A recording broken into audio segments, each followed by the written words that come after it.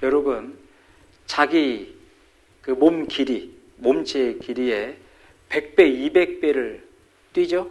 점프력이 대단합니다.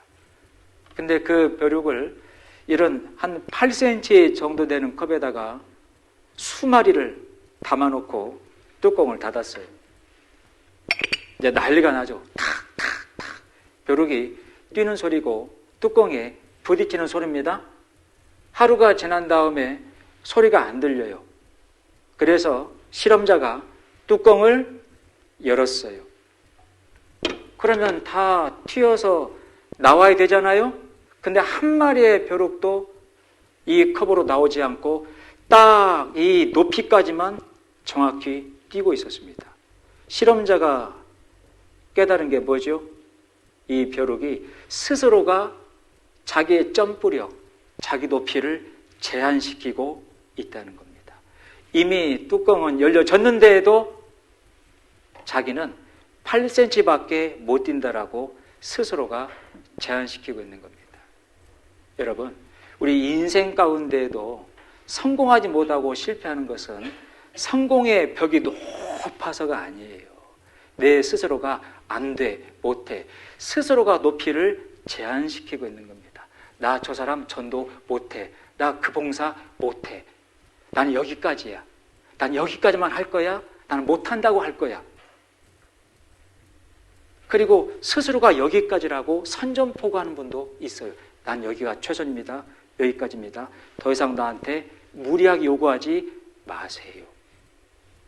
아주 안전하고 편안하게 그 길을 걸어가기를 원하는 분도 있습니다. 물론 이유들이 많이 있어요.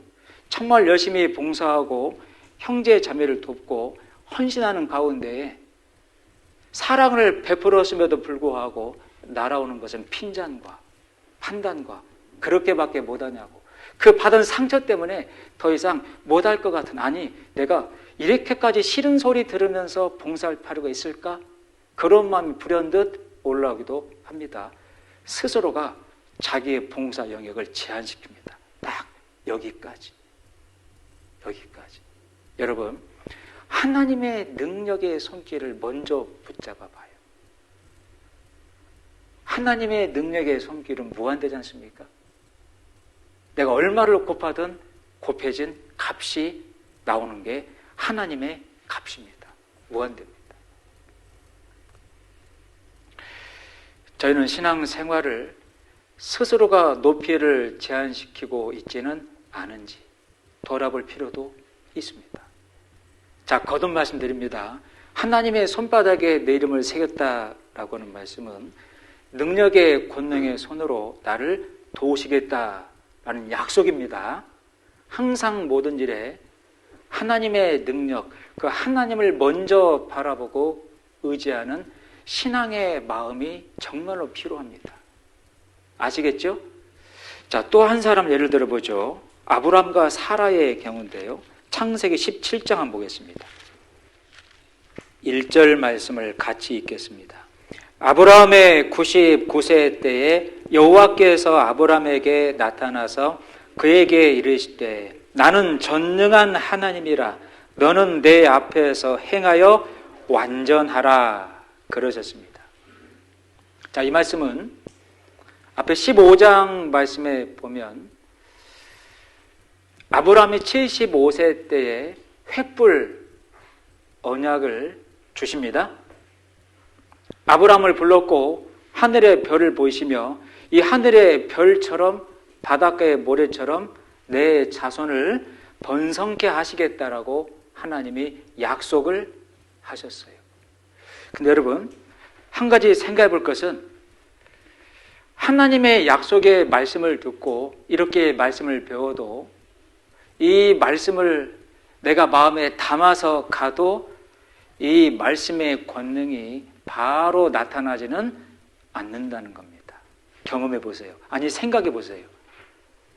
여러분, 장작에 불을 붙이면 불이 확 붙기 전에 연기가 먼저 나는 것처럼 하나님의 말씀을 듣고 배우지만 그렇구나 맞구나 맞장구는 치고 가지만 모세처럼 어떻게 해요? 의심의 연기가 반드시 나오게 되어 있어요. 그런 과정들을 겪는다는 겁니다. 아브라함도 분명히 하나님 약속을 했습니다. 내가 지시할 땅으로 가라 왔습니다. 하나님이 약속을 보이시며 자손을 번성케 하겠다. 75세 약속했죠. 근데 85세 10년이 지났을 때 약속 성취가 안 되니까 부인 사라가 여보, 내가 몸이 좀 이상해지고 있는데 당신 어때? 아브라함이 나도 별로 안 좋아. 보니까 남자 구실이 끊어지고 있고 사라도 경수가 다 차가고 있는 겁니다. 이러다가 아이를 못 낳는 거 아니요. 그러니 여보, 하나님의 말씀은 있지만 어떻게? 그러니 얼른 애굽에서 데려온 하갈을 취해서 아이를 낳는 게 어떻겠어? 아브라함이 그럽시다. 그리고 하갈을 통해 아이를 낳았고 그 자식이 이스마엘입니다. 그리고 13년 정도가 경과되었을 때 이 17장 1절 말씀을 주신 겁니다. 그러니 13년 동안 하나님이 아브라함과 대화를 닫으셨어요. 왜? 슬퍼하신 겁니다. 하나님 마음은 아브라함아, 사라야, 내가 너에게 그 정도밖에 안 되니 라는 뜻입니다. 여기 1절에 나는 전능한 하나님이라 이렇게 먼저 선포했지 않습니까? 13년 만에 가장 먼저 주신 말씀이 전지전능한 하나님이라. 에레미야 32장 말씀에 나는 모든 육체의 하나님이요 내게 능치 못할 일이 있겠느냐. 왜 전지전능한 하나님을 가장 먼저 선포했습니까? 나를 그렇게 못 믿느냐는 거예요. 그래서 뒤에 있는 말씀에 내 앞에서 행하여 완전하라 라는 말씀을 쉽게 풀어놓은 현대어 성경을 보면 내가 항상 너를 바라보고 있다고 생각하며 살도록 하여라 라고 풀이가 되어 있습니다. 항상 너와 함께하며 도울 준비가 되었다는 것을 바라보며 살도록 하여라. 근데요, 참 이런 과정을 보면 나도 그 과정을 똑같이 겪는구나 생각됩니다. 이 정도 됐으면 아브라함이 얼른 말씀을 마음에 받고 순종을 해야 되잖아요. 웃습니다. 웃어요. 왜요? 이제 99세가 됐거든요. 이스마엘은 나왔지만 남자 구실이 끊어진 겁니다. 그게 11월 11장 나와요. 사라도 경수가 완전히 끊어졌어요. 아이를 생물학적으로 출생이 불가능한 상태가 돼버린 겁니다. 그러니 웃었어요. 아브라함. 그 뒤에 15절을 보겠습니다. 하나님이 또 아브라함에게 이르시되 네 아내 사레는 이름을 사레라 하지 말고 그 이름을 사라라 하라. 내가 그에게 복을 주어 그로 너에게 아들을 낳아주게 하며 내가 그에게 복을 주어 그로 열국의 어미가 되게 하리니 민족의 열왕이 그에게서 나리라. 17절을 읽겠습니다. 아브라함이 엎드려 웃으며 심중에 이르되 100세 된 사람이 어찌 자식을 낳을까? 사라는 90세니 어찌 생산하리요? 하고. 그러니 저 봐보세요. 하나님에게 다시 약속을 딱 받았습니다. 뒤에 딱 돌아서서는 100세 된 사람이 내 아내는 경수가 끊어졌으니 어찌 자식을 낳으리요? 참 그런 말씀 하세요. 이게 이런 뉘앙스인 겁니다. 내가 그럴 때가 있지 않은가 하는 겁니다. 하나님을 사람처럼 생각해서는 안 된다는 거예요. 정말 하나님을 사람처럼 생각해서는 안 됩니다. 근데 사라도 똑같이 웃습니다. 그대 18장 한번 봐보죠. 18장 9절입니다. 그들이 아브라함에게 이르되 네 아내 사라가 어디 있느냐? 대답하되 장막에 있나이다. 그가 가라사대 기한이 이를 때에 내가 정녕 내게로 돌아오리니 내 아내 사라에게 아들이 있으리라 하시니 사라가 그 뒤 장막 문에서 들었더라. 아브라함과 사라가 나이 많아 늙었고 사라의 경수는 끊어졌는지라. 사라가 속으로 웃고 이르되 같이 읽죠. 내가 노쇠하였고 내 주인도 늙었으니 내가 어찌 낙이 있으리요. 자, 이 말씀 보세요. 사라의 이성적인 감각은 하나님의 말씀을 밀어내고 있습니다. 하나님의 말씀이지만 어떻게 해요? 남편은 구실 끊어졌고 나도 경수가 끊어졌는데요. 어떻게 해요? 자, 여기서 이제 중요한 겁니다. 저희가 말씀은 알지만 이 말씀이 내 생활 가운데 능력으로 역사로 나타나기까지 하나의 과정이 필요하다 그 말입니다. 제가 그 말씀 드렸죠. 잠언 4장 10절 말씀에 너는 내 말을 귀로 듣고 마음으로 받으라. 하나님이 너에게 이런 이 말을 간절히 삼가할지니 흘러 떠내려 가지 않도록 삼가하라. 그게 중요한 겁니다. 말씀을 들었는데 이 말씀 그대로 내 몸이 반응을 잘 않죠? 그때 중요한 것은 말씀을 놓으면 안 된다는 겁니다. 끝까지 말씀을 받으라고 말씀하셔요. 귀로 듣고 마음으로 받으라. 신명기 33장 말씀에도 광야 통과한 이스라엘 백성들에게 하나님의 발밑에 와서 하나님의 말씀을 받으라. 여러분, 받는다는 것은 듣는 것보다 훨씬 더 강한 편입니다. 마음에다가 새기라 그 말이죠. 그러면 분명히 일을 하시는데 어떤 일을 하시냐면 이제 비로소 하나님을 바라보도록 일을 하십니다. 자, 여러분, 사라가 완전히 바뀌었다라고 히브리서 11장 기록되어 있고요. 잉태하는 힘도 받았다고 되어 있습니다. 그럼 이삭을 낳았죠? 말씀을 받아서 처음에는 말씀을 거부했지만 그 말씀을 붙잡았을 때 말씀만 갖고 있을 때는 불안했고 의심이 있었습니다. 하지만 말씀 주신 하나님을 바라봤을 때 의심이 거치고 마음의 평강이 왔어요. 자, 누굴 바라보라고요? 하나님을 바라보라고요. 이사야 성경 40장 말씀에 여호와를 앙망하는 자는 바라본다는 뜻입니다.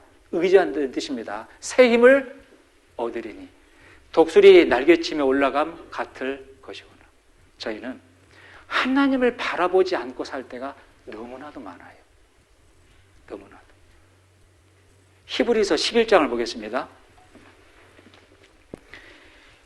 히브리서 11장 11절 같이 읽겠습니다.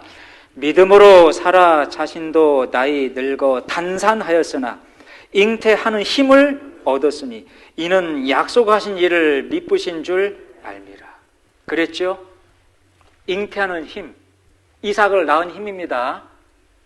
몸은 경수가 끊어졌는데 새로운 그 잉태 힘을 누가 주신 거예요? 하나님이 주신 겁니다. 그러니 말씀을 붙잡는 것도 필요하고 중요하지만 말씀 주신 하나님은 미쁘신 줄을 알미라. 하나님을 바라보고 붙잡게 되었다는 겁니다.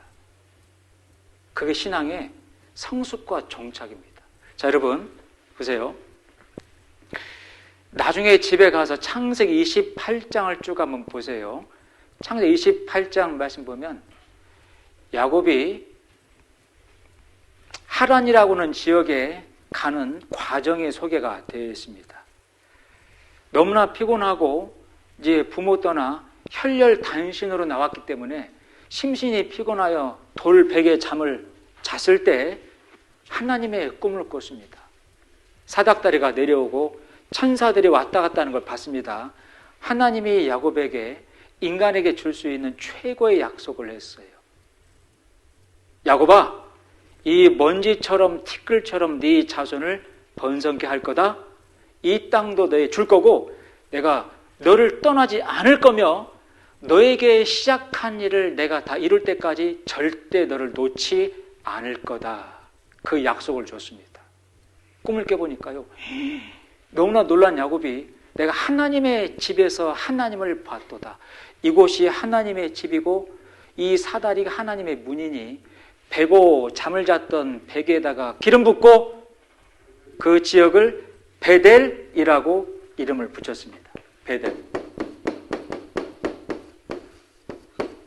뜻은 하나님의 집이란 뜻입니다.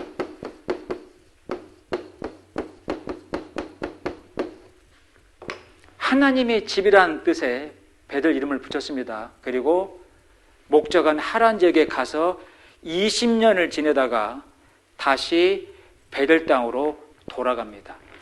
창세기 31장에 하나님의 천사를 보내 야곱아, 내가 너에게 약속한 그 땅 베델로 돌아가라. 예, 하나님. 그러고 가다가 에서를 만나요.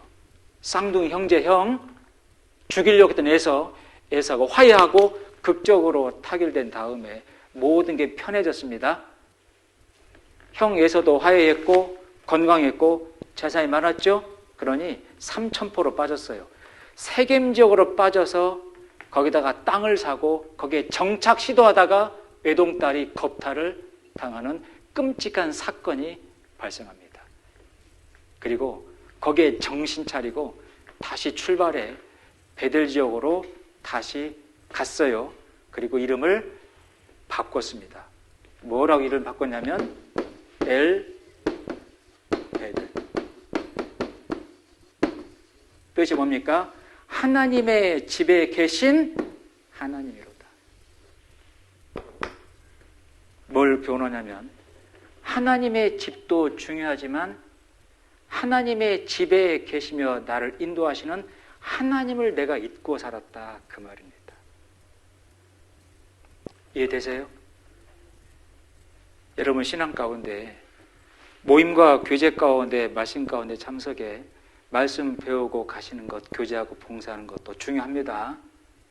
하지만 더 중요한 것은 여러분의 실제 생활 가운데 실제 하나님과 기도로 교통하고 하나님을 의지하고 있냐, 그 말입니다. 그게 훨씬 더 중요해요.